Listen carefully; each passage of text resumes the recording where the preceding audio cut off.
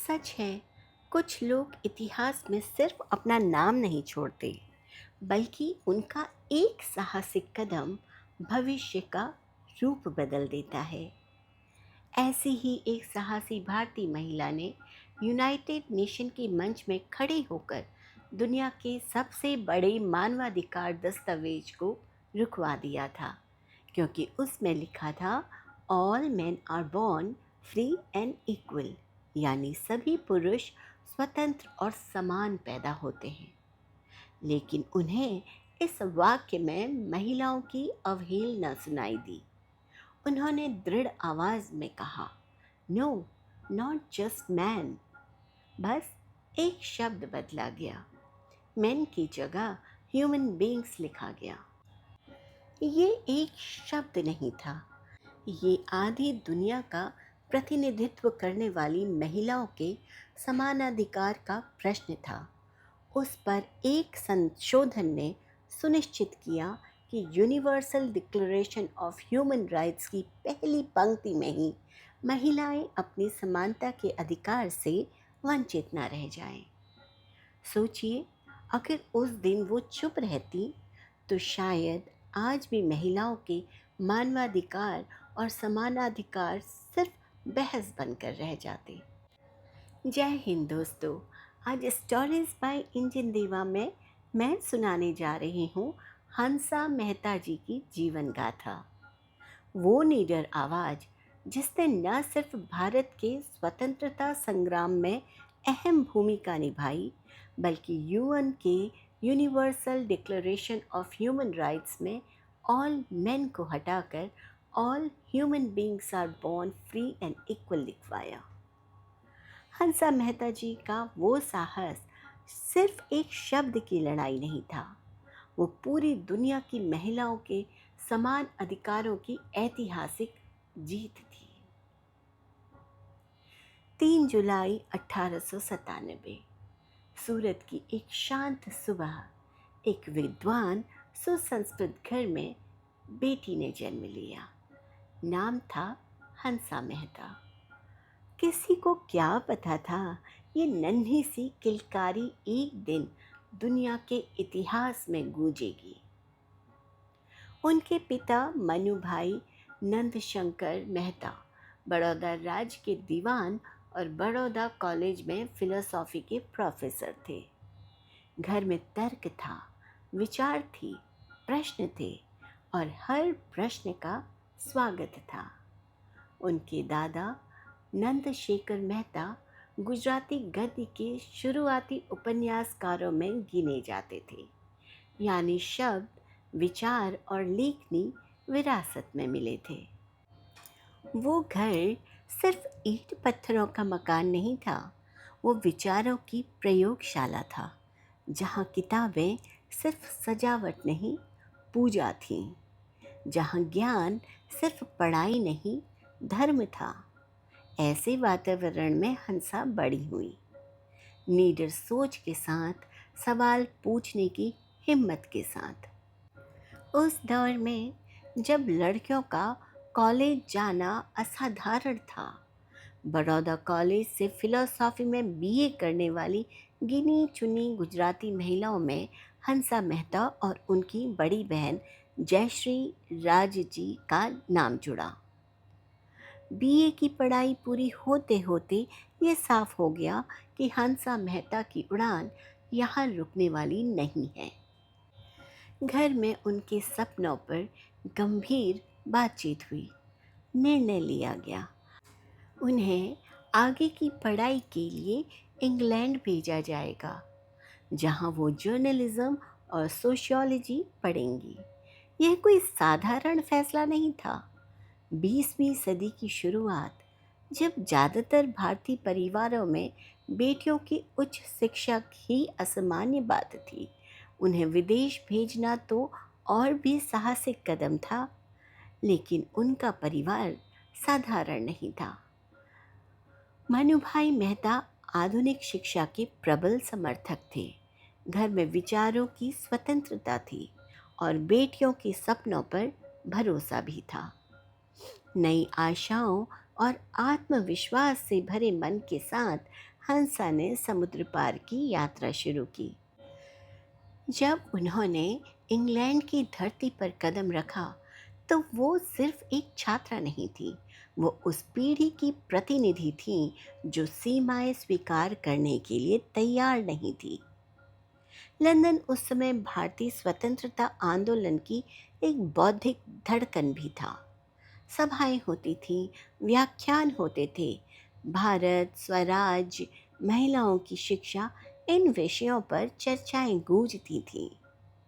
उन्हीं सभाओं में एक दिन हंसा की मुलाकात हुई the night angel of India, यानी भारत की कोकिला सरोजनी नायडू से। वो सिर्फ एक कवित्री नहीं थी, वो मंच से साम्राज्य से सवाल पूछने वाली आवाज थी। उनकी वाणी में कविता भी थी और क्रांति भी। कल्पना कीजिए वो क्षण, युवा हंसा, जिज्ञासु, तेजस्वी, सीखने को उत्सुक, और सामने अनुभवी प्रेरक सरोजनी नायडू। कहा जाता है उस मुलाकात ने हंसा के सोच की दिशा बदल दी। सरोजनी नायडू ने उन्हें समझाया, विदेश की पढ़ाई सिर्फ व्यक्तिगत उपलब्धि नहीं होनी चाहिए, उसे देश की सेवा में बदलना होगा। लंदन की उस मुलाकात में एक पीढ़ी ने दूसरी पीढ़ी को मशाल सौंपी। वहीं से हंसा के भीतर ये विचार और गहरा हुआ कि शिक्षा का असली अर्थ आवाज़ बनना है। लंदन में पत्रकारिता और समाज शास्त्र की पढ़ाई पूरी करने के बाद हंसा मेहता ने महसूस किया कि शिक्षा सिर्फ डिग्री लेने तक सीमित नहीं रह सकती। ये तो एक जिम्मेदारी है एक आवाज़ बनकर लौटने की। लंदन के कैफ़े, सभागार और व्याख्यानों में बिताए हुए दिनों ने उन्हें दिखा दिया कि दुनिया कितनी बड़ी है और कैसे महिलाएं अपने अधिकारों के लिए जूझ रही हैं। उन्हें एक ख्याल आया, अगर मैं दुनिया के इस अनुभव को गहराई से समझूं, महिलाओं के आंदोलनों की ताकत और चुनौतियां देखूं, तो भारत में भी महिलाओं के लिए कुछ बड़ा किया जा सकता है। यही कारण था कि हंसा ने अमेरिका की यात्रा की। वो अमेरिका जहां सड़कों पर वोट्स फॉर वुमेन के नारे गूंज रहे थे, जहां महिलाएं अपने अधिकारों के लिए डट कर खड़ी थी। हंसा ने देखा कि बराबरी सिर्फ कागज़ों में नहीं मिलती, उसे साहस और जुझारूपन से हासिल करना पड़ता है। अमेरिका के बाद उनका सफ़र उन्हें जापान तक ले गया। साल 1923, जापान ने भूकंप का कहर देखा। धरती फट रही थी, सड़कों पर आग, धुआं, चीखें, मलबा, हर ओर अराजकता। कितनी भी बड़ी इमारतें, कितनी भी मजबूत संरचनाएं कुछ ही पलों में ढह गई। जापान में वो जिस होटल में ठहरी, वो उन कुछ इमारतों में से था जो भूकंप के कहर के बाद भी बची रही, और उस होटल के कमरे में हंसा सुरक्षित थी। वो अनुभव, वो डर, वो आश्चर्य, जीवन का अनुभव सिर्फ देखा नहीं जाता, महसूस किया जाता है। शायद इतिहास भी ये नहीं चाहता था कि भविष्य की ये आवाज़ अभी इसी सफ़र में ख़त्म हो जाए। भूकंप की विभीषिका के बाद हंसा ने शंघाई और सिंगापुर होते हुए भारत वापसी का रास्ता चुना। इंग्लैंड, अमेरिका और जापान की यात्राओं, महिला आंदोलनों और भूकंप जैसी प्राकृतिक आपदा के अनुभव के बाद हंसा मेहता आखिरकार भारत लौटी। अब वो हंसा नहीं थी जो सूरत की गलियों में बड़ी हुई थी। दुनिया की समझ, साहस और आत्मविश्वास उनके भीतर आकार ले चुका था। 1924 में हंसा जी की मुलाकात डॉक्टर जीवराज मेहता से हुई, जो उस समय बड़ौदा के चीफ मेडिकल ऑफिसर थे और आगे चलकर गुजरात के पहले चीफ मिनिस्टर बने। ये परिचय आगे बढ़ा और दोनों ने विवाह का निर्णय लिया। लेकिन ये एक साधारण विवाह नहीं था, ये एक अंतर्जातीय विवाह था। हंसा जी थी नागर ब्राह्मण और जीवराज वैश्य मेहता समुदाय से। समाज में हड़कंप मच गया, बहिष्कार की बातें होने लगी और ऐसे समय में उनके सामने आए बड़ौदा के महाराजा सयाजीराव गायकवाड़ तृतीय। उन्होंने न सिर्फ इस विवाह का समर्थन किया, बल्कि स्वयं उसमें शामिल होकर इसे सामाजिक प्रगति का प्रतीक बताया। ये केवल दो व्यक्तियों का मिलन नहीं था, ये जड़ परंपराओं को खुली चुनौती थी। डॉक्टर जीवराज मेहता ने बॉम्बे के केम हॉस्पिटल और जीएस मेडिकल कॉलेज जैसे संस्थानों की स्थापना में महत्वपूर्ण भूमिका निभाई और हंसा उनके साथ शिक्षा, समाज सुधार और महिलाओं की स्थिति सुधारने के मिशन में पूर्ण समर्पण से खड़ी रहीं। इसी दौर में सरोजनी नायडू के जरिए उनकी मुलाकात महात्मा गांधी से हुई। साबरमती आश्रम में गांधी जी के सामने बैठकर हंसा ने महसूस किया कि सिर्फ पढ़ना लिखना काफ़ी नहीं है, जमीन में उतरकर संघर्ष करना भी ज़रूरी है। फिर आया 1930, सविनय अवज्ञा आंदोलन का साल। अब हंसा मेहता किनारे पर खड़ी देखने वाली नहीं थी, वो सीधी मैदान में उतर चुकी थी।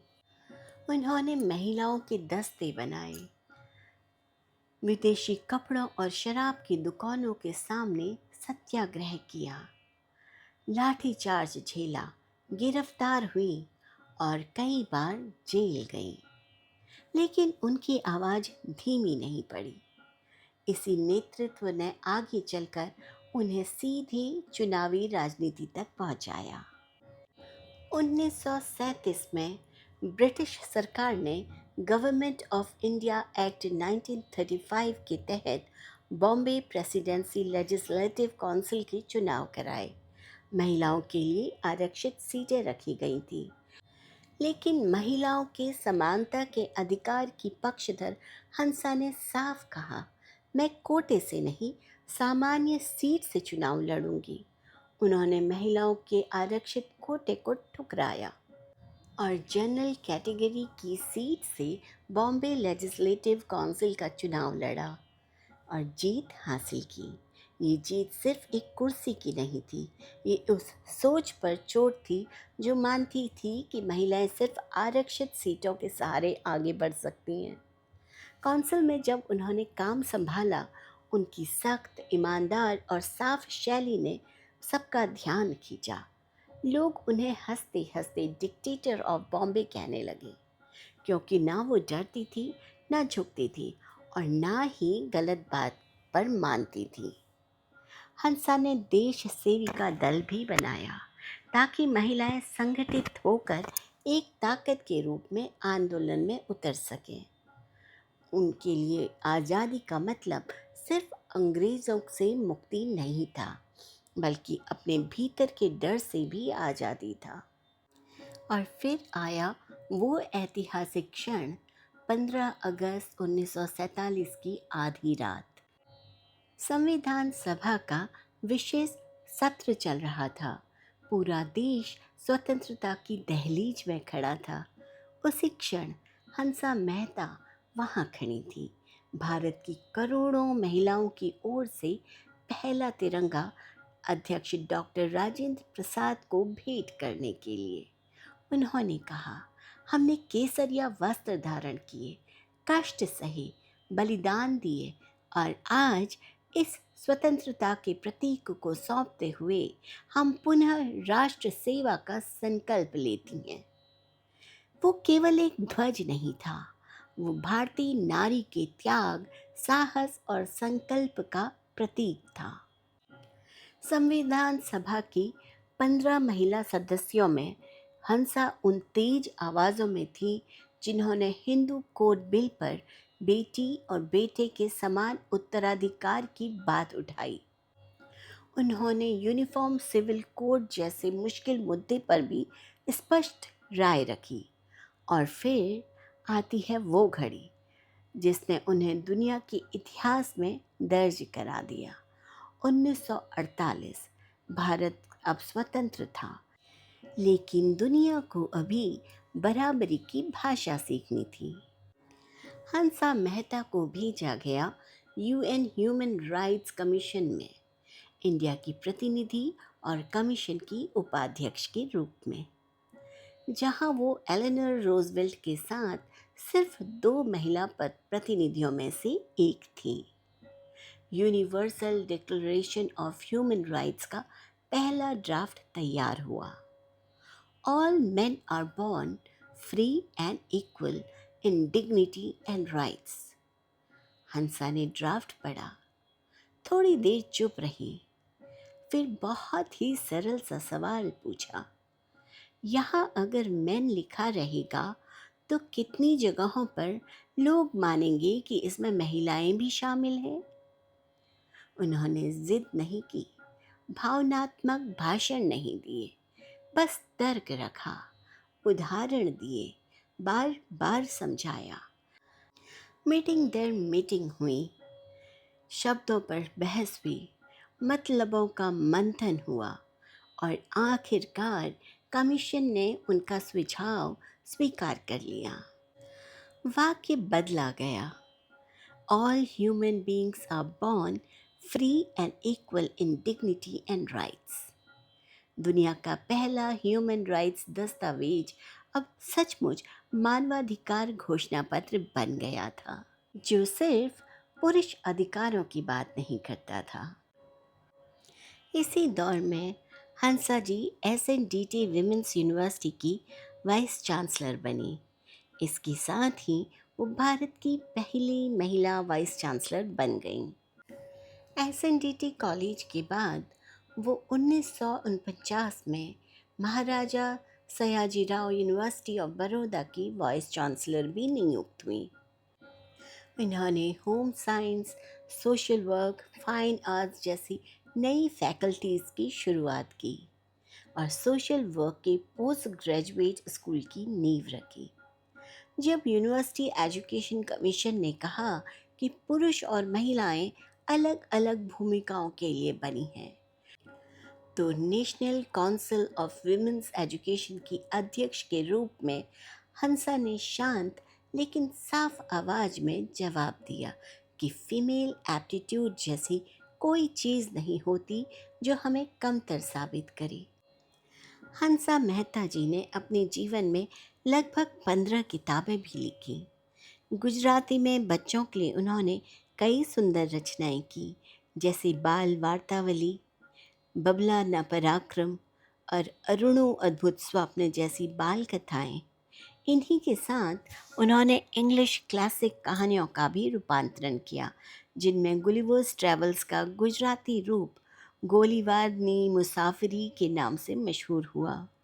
संस्कृत में उन्होंने वाल्मीकि रामायण के कई कांडों, बालकांड, अरण्यकांड, सुंदरकांड को सरल भाषा में लोगों तक पहुंचाया। उनके निबंध बाद में कोतलाक लेखों नाम से संकलित होकर छपे। अंग्रेजी में भी उनकी कलम उतनी ही प्रभावशाली थी। उन्होंने women under the Hindu law of marriage and succession, post war educational reconstruction और इंडियन वुमेन जैसी पुस्तकें लिखी, जहां वो कानून, शिक्षा और स्त्री की स्थिति पर तेज, साफ और दूरदर्शी विचार रखती हैं। उनकी कलम सिर्फ साहित्य नहीं लिख रही थी, वो समाज को नया आईना दिखा रही थी। 1959 में भारत सरकार ने उन्हें पद्म भूषण से सम्मानित किया। Allahabad university, MS university Baroda और यूनाइटेड किंगडम्स के विश्वविद्यालयों ने उन्हें मानक उपाधियां दी। 4 अप्रैल 1995 को 98 वर्ष की आयु में हंसा मेहता ने शांतिपूर्वक इस दुनिया को अलविदा कहा, लेकिन उनकी आवाज़ आज भी जिंदा है।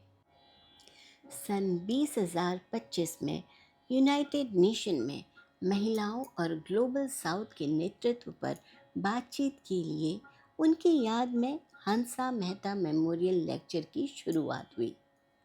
प्रधानमंत्री नरेंद्र मोदी ने मन की बात में उनका जिक्र करते हुए कहा कि संविधान सभा में राष्ट्रीय ध्वज प्रस्तुत करते हुए उन्होंने भारतीय महिलाओं के योगदान को पूरी दुनिया के सामने रखा और आज उनकी कही बातें सच होती दिखाई देती हैं।